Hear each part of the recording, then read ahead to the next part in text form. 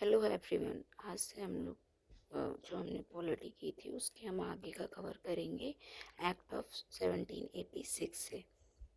Act of 1786 से, ठीक है। इस टाइम पे क्या था, जो गवर्नर जनरल थे वो थे लॉर्ड कॉर्नवालिस। उसके बाद क्या थे, गवर्नर जनरल का जो अपॉइंटमेंट था, Lord Cornwallis appointed as the governor general of Bengal and the commander in chief. मतलब कि इनको जो है एक और डेजिग्नेशन दे दिया गया, मतलब कमांडर इन चीफ का। फिर इनके पास क्या था, ये जो गवर्नर जनरल ऑफ बंगाल बने थे, इनको जो है मतलब कि एक और अथॉरिटी दी गई थी। इनके पास ओवर राइडिंग अथॉरिटी थी। मतलब जो कॉर्नवालिस थे उन्हें ग्रांट की गई power to override council decision in special cases.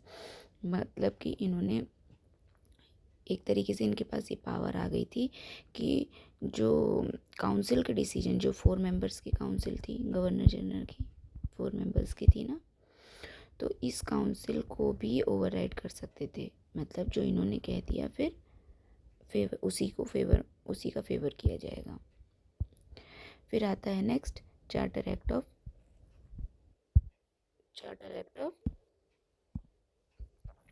1793, ठीक है। इसमें क्या था, जो गवर्नर जनरल थे वो थे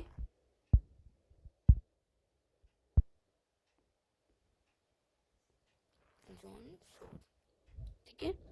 यहाँ पे क्या था, जो 1793 का जो एक्ट था, इस टाइम पे गवर्नर जनरल थे जॉन शोर। और जो ओवर राइडिंग पावर थी यहाँ पे जो कॉर्नवालिस को दी गई थी, ठीक है, यहाँ पे कॉर्नवालिस को ओवर राइडिंग पावर दी गई थी, वो पावर अब एक्सटेंड कर दी गई थी।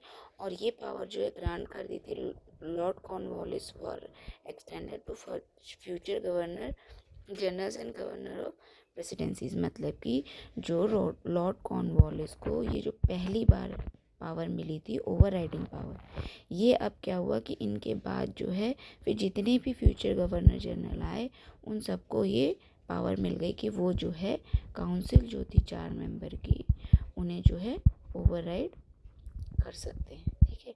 और जो गवर्नर थे प्रोविंसेस के, ठीक है, वो सॉरी प्रेसिडेंसीज के, उन सबको ये पावर दे दी गई। Increase increase authority, enhance governor generals control over Bombay and Madras presidency. मतलब कि इनकी अथॉरिटी भी इंक्रीज कर दी गई। जो गवर्नर जनरल का कंट्रोल था वो जो है बॉम्बे और मद्रास प्रेसिडेंसी पर जो है मतलब एक्सटेंड कर दिया गया, इनके इन्हांस कर दिया गया। जो इनके इनके अंडर में जो है अब बॉम्बे और मद्रास प्रेसिडेंसी भी आती थी, किसके, जो गवर्नर जनरल था उसके कंट्रोल में, ठीक है। और ट्रेड मोनोपोली जो ट्रेड मोनोपोली थी, extended the companies monopoly in India for an additional 20 years. जो ट्रेड की मोनोपोली मिली हुई थी ईस्ट इंडिया कंपनी को, इसको जो है क्या कर दिया गया और बढ़ा दिया गया। इनका टाइम पीरियड जो है वो 93 के चार्टर से पहले जो है ख़त्म हो रहा था। मतलब तो यहाँ पे ये था कि अब इनके आगे का डिसीजन लिया जाएगा, तो इनकी ट्रेड मोनोपोली को 20 ईयर्स के लिए और एक्सटेंड कर दिया गया। ये अब 20 साल के ट्रेड मोनोपोली क्या होता है, मतलब कि एक तरीके से व्यापार करने का एकाधिकार।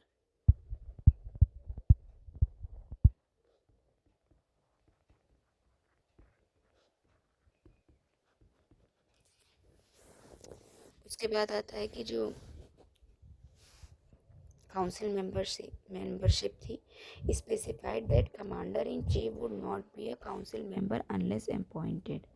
मतलब कि ये स्पेसिफाइड कर दिया गया काउंसिल मेंबर, जो काउंसिल मेंबरशिप थी उसमें क्या हो गया, जो कमांडर इन चीफ होगा वो would not be council member unless appointed. मतलब ये था कि जैसे कि एक गवर्नर जनरल है और जो काउंसिल है,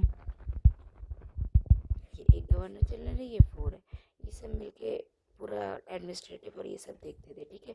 इनके कंट्रोल में रहता था।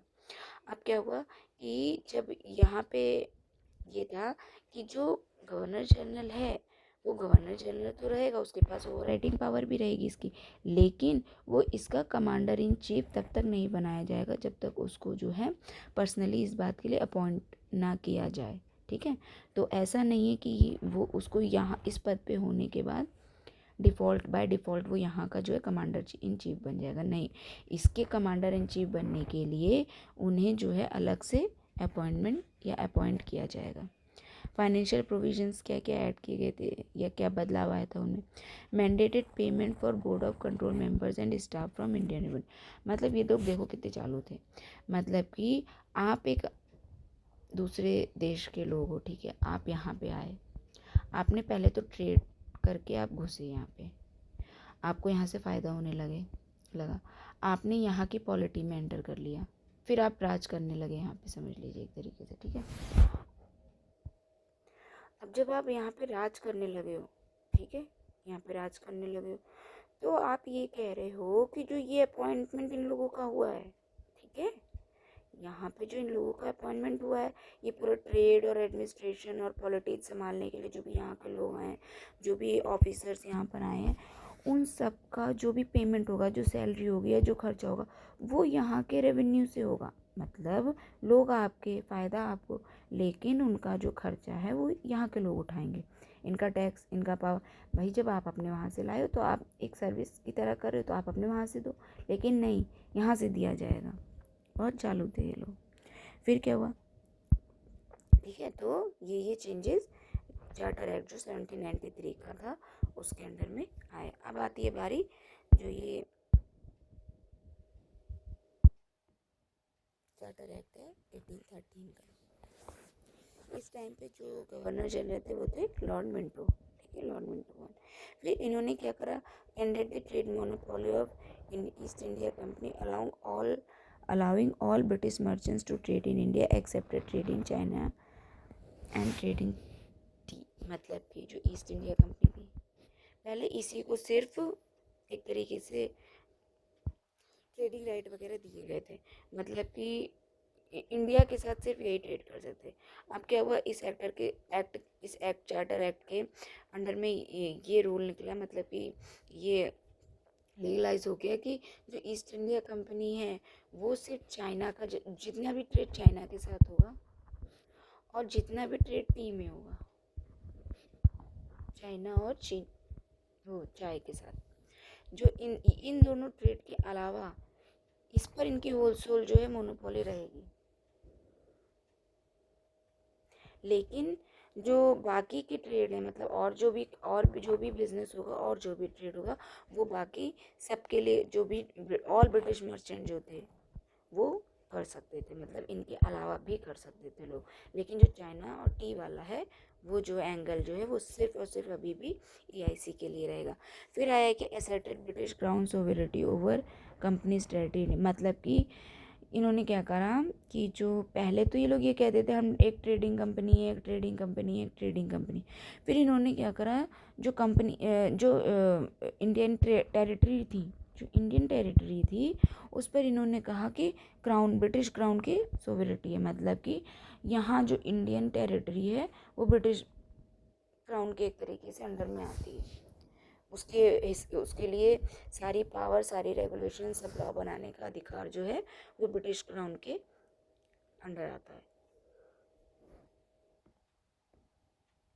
फिर आती है बारी की empowered local government to impose taxes and punish defaulters. जो लोकल गवर्नमेंट्स थी, पंचायत लेवल या जो भी आपने सुना होगा कि जो पंचायत लेवल पे होती हैं, जो म्यूनिसिपैलिटी लेवल पे होती हैं, ये सब जो लोकल गवर्नमेंट्स होती हैं, इन सबको जो है टैक्स इम्पोज करने का अधिकार मिल गया, और जो टैक्स नहीं देगा उसे पनिश करने का अधिकार भी इन लोगों को मिल गया इस चार्टर एक्ट ऑफ 1813 के अंडर में। उसके बाद क्या हुआ, जो enhances the power of board of control. जो बोर्ड ऑफ कंट्रोल थे, दो थे इसमें, एक बोर्ड ऑफ डायरेक्टर्स थे और एक बोर्ड ऑफ कंट्रोल। तो जो बोर्ड ऑफ कंट्रोल थे इनकी पावर्स जो है और बढ़ा दी गई, कुछ मैटर्स के लिए इनकी पावर का दायरा जो है बढ़ा दिया गया। उसके बाद क्या, allowed Christian missionaries allowed Christian allowed Christian missionaries to promote moral and religious improvement in India. मतलब जो क्रिश्चियन मिशनरीज थे, मतलब कि जो क्रिश्चियन कि जो इनके पादरी वगैरह होते हैं या जो भी होते हैं, तो उनको जो या फिर जो धार्मिक गुरु होते हैं एक तरीके से, तो जो क्रिश्चियनिटी के जो धार्मिक गुरु थे उनको मतलब ये परमिशन मिल गई कि आप जो है अपना जो क्रिश्चियनिटी है उसे प्रमोट कर सकते हो और रिलीजियस इम्प्रूवमेंट में के मतलब एवज में काम कर सकते हो। ठीक है, तो ये इस चार्टर एक्ट के थ्रू ये भी अलाउड हो गया। फिर mandated an annual investment of 1 lakh rupees in Indian education. मतलब कि वही है कि इन्होंने जनता को खुश करने के लिए इंडियन के सोशल मतलब सोशल फील्ड में भी एक काम किया कि जो एजुकेशन था उस पर कहा इन्होंने कि जो है ये जो है एनुअल इन्वेस्टमेंट करेंगे, अब से जो है 1 लाख रुपए जो है वो एजुकेशन की फील्ड में मतलब कि खर्च किया जाएगा उसके प्रमोशन के लिए। फिर regulated the company territorial revenues and commercial profit requiring separate account. मतलब जो मतलब कि अब जैसे इंडिया था,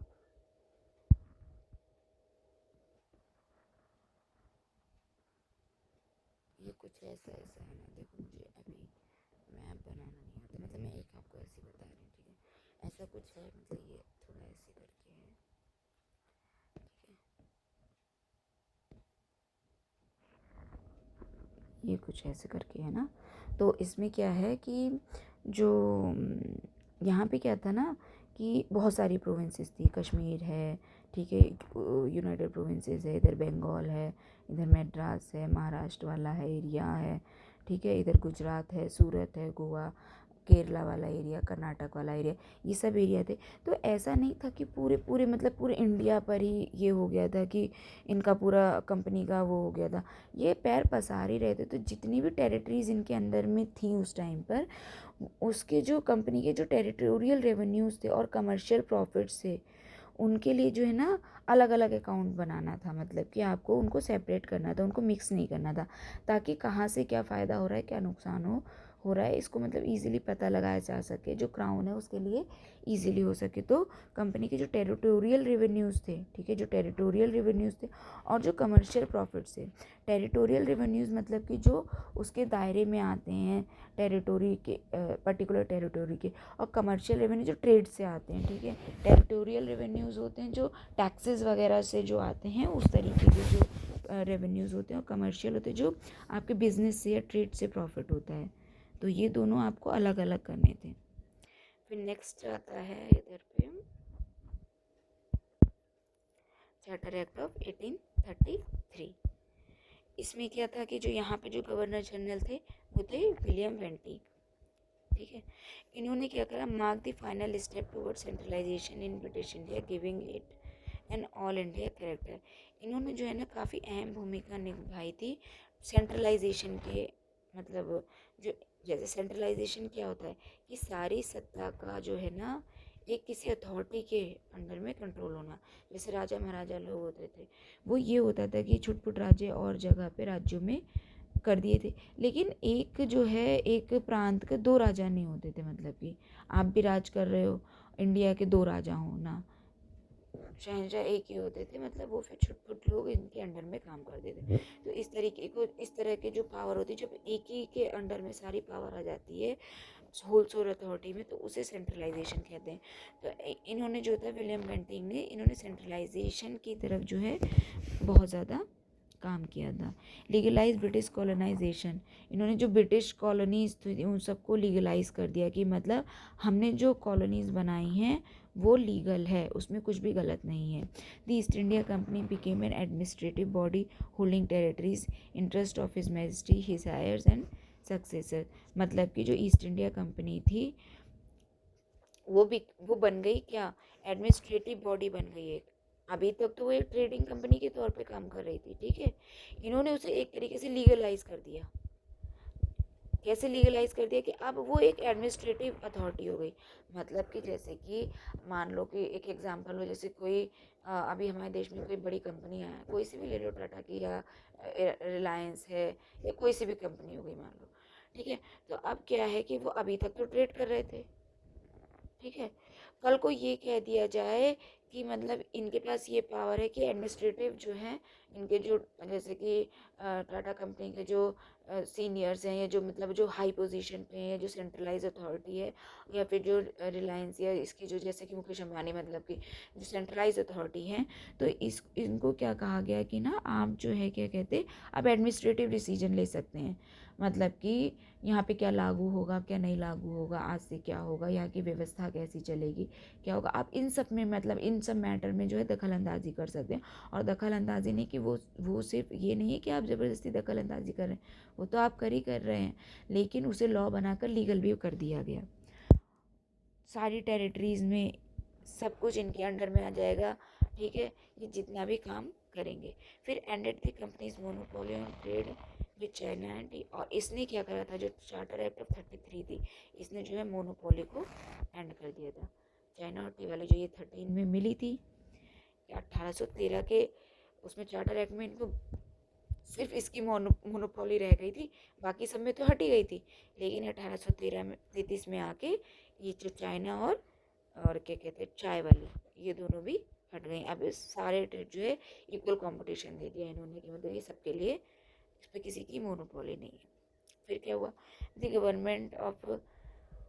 governor general came to be known as the government of India and the council as the Indian council. मतलब कि जो गवर्नमेंट थी गवर्नर जनरल की, वो अब क्या बन गई, गवर्नमेंट ऑफ इंडिया बन गई।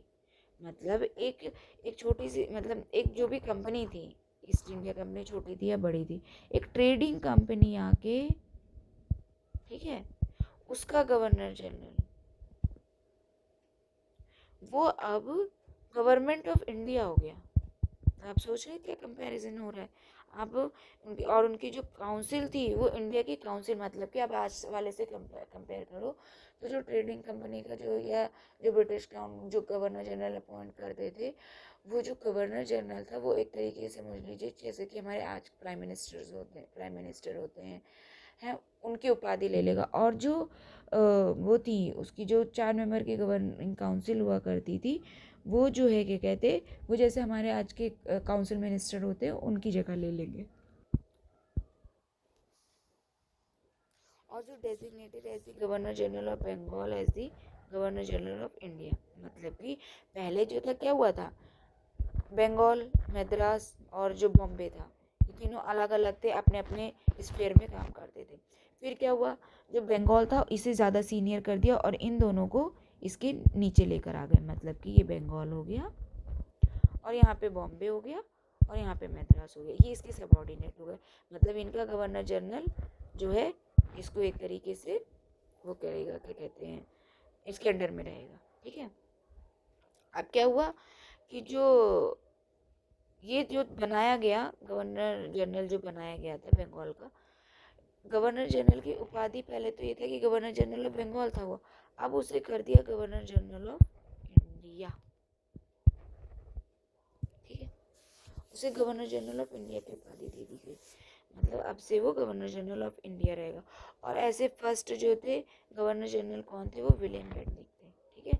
आपने देखा होगा, अभी ऊपर पढ़ा था कि 1773 से गवर्नर जनरल ऑफ बंगाल बनाए गए थे, वहाँ पे कौन थे, वॉरेन हेस्टिंग। यहाँ पे कौन है, विलियम बेंटिक।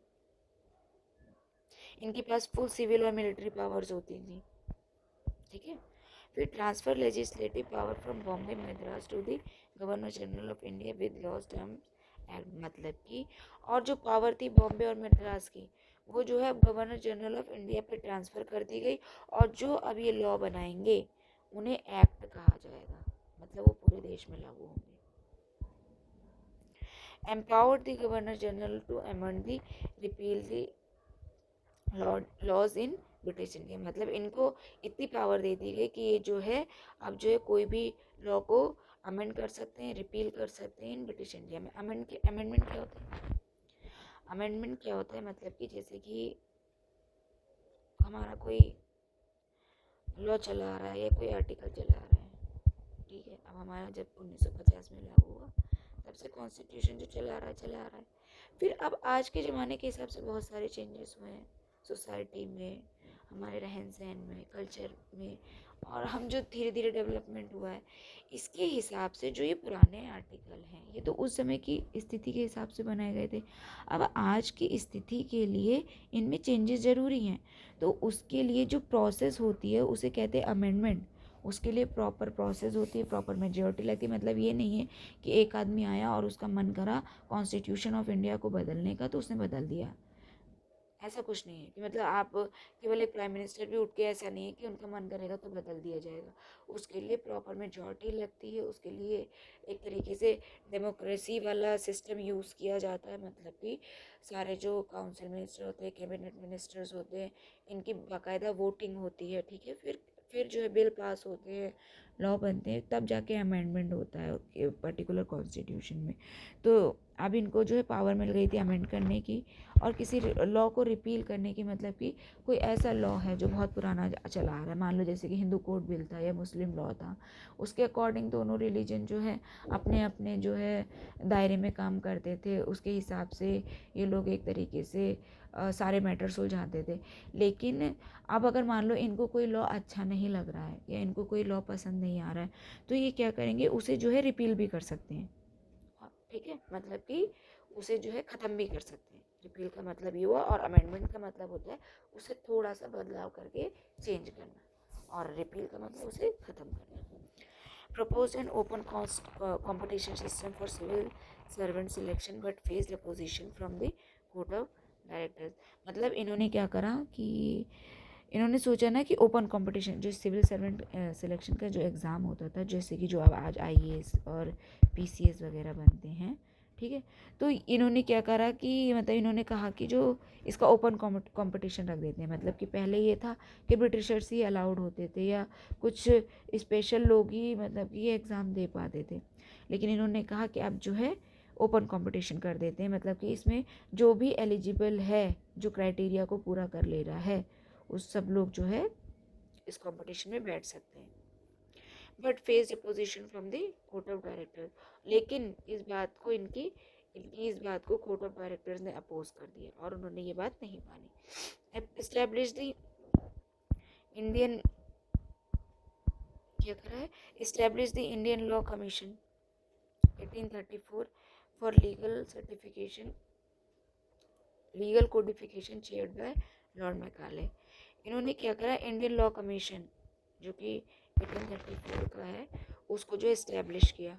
चार्टर देखो ना 1833 का है और ये 1834 में इंडियन लॉ कमीशन बनाया गया for legal codification chaired by Lord Macaulay, जिसमें जो है लीगल प्रोसीजर्स होंगे, लीगल कोडिफिकेशंस होंगे, और इसको जो चेयर करा था वो लॉर्ड मैकाले ने करा था। मतलब कि इसके जो फर्स्ट चेयरमैन थे वो लॉर्ड मैकाले बने थे, और ये कब बनी थी बॉडी, 1834 में।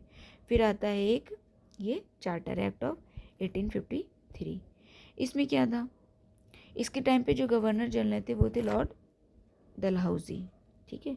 The last in the series of act of 1793 to 1853। हमने दो पढ़े थे, एक EIC वाला जो आए थे एक्ट और चार्टर एक्ट वगैरह आए थे और कंपनी के अंडर में, और एक आए थे क्राउन के अंडर में। इसका टाइम पीरियड था 1773 से यही 1853 वाला या फिर 1858 वाला। इसका जो टाइम था 1858 में जाके ख़त्म हो गया, और दूसरा जो था 1858 से 1947 था, ठीक है। तो इसमें क्या हुआ, separate legislative and executive functions of the governor general. अभी देखो ऊपर क्या करा था कि जो कमर्शियल और क्या थे, मतलब कि जो टेरिटोरियल रेवेन्यूज थे, इन्होंने कहा कि उसे अलग करो। अब इन्होंने कहा कि जो लेजिस्लेटिव और एग्जीक्यूटिव, देखो क्या होता है कि हमारे पार्लियामेंट में तीन बॉडीज होती हैं, जुडिशरी, लेजिस्लेटिव और एग्जीक्यूटिव। ये दोनों जो है ना बहुत हद तक ओवरलैप करती हैं। जुडिशरी तो ये हो गई जो हमारी न्याय व्यवस्था है, सुप्रीम कोर्ट, हाई कोर्ट, ये सब जो व्यवस्था है ये अलग हो गई। लेजिस्लेटिव क्या हो गई, जो लॉ बनाते हैं, ठीक है। लॉ कौन बनाते हैं, जैसे हमारे मिनिस्टर्स हैं, काउंसिल ऑफ मिनिस्टर हैं, विधानसभा में, राज्यसभा में और लोकसभा में, विधान परिषद में, तो ये लोग लॉ बनाते हैं, ठीक है। और एग्जीक्यूटिव वो होते हैं जो इन लॉ को लागू करते हैं। अब इसमें क्या है, हमारे यहाँ पे क्या होता है इंडियन सिस्टम में, आप अभी आगे पढ़ेंगे कि जो लॉ बनाते हैं वही लोग इनको लागू भी करते हैं। बस ये है कि ये इनका हिस्सा होते हैं। ये लॉ बनाने की एक अलग से मतलब समझ लीजिए बॉडी होती है, लेकिन जब एग्जीक्यूट करने की बारी आती है तो इन्हीं में से होते हैं। बस ये थोड़े ज़्यादा नंबर में होते हैं, मतलब कि और एग्जीक्यूटिव में और भी आ जाते हैं जो गवर्नमेंट के ऑफिसर्स वगैरह होते हैं सरकारी, और जो मतलब कि जैसे कि ऑफिस में होते हैं कहीं जगह पे, जो वैसे अथॉरिटी होती है एडमिनिस्ट्रेटिव संभालते हैं, वो सब इनको एग्जीक्यूटिव, जैसे IAS PAS CS वगैरह हैं, ये भी एग्जीक्यूटिव अथॉरिटी होती है, मतलब एक तरीके से जो कि ये ऊपर वालों के अंडर में काम करती हैं। और इन्होंने क्या करा, introduce local representation in the Indian legislative council with 6 new legislative councillor totalling 12 member. मतलब इन्होंने क्या करा कि इन्होंने जो है लोकल रिप्रेजेंटेशन, जो कि म्यूनिसिपल और पंचायत लेवल का जो रिप्रेजेंटेशन था, उसको भी जो है इंडियन लेजिस्लेटिव काउंसिल में इंक्लूड कर लिया। ठीक है, और अब जो है वो जो पहले इनके पास ऑलरेडी थे 6 मेंबर, अब इनके पास क्या है 6 और आ गए। ठीक है, तो अब हो गए टोटल 12। फिर क्या हुआ, reduce board of directors from 24 to 18 and with 6 nominated by the British count. जो बोर्ड ऑफ डायरेक्टर्स थे, 2 थे, कोर्ट ऑफ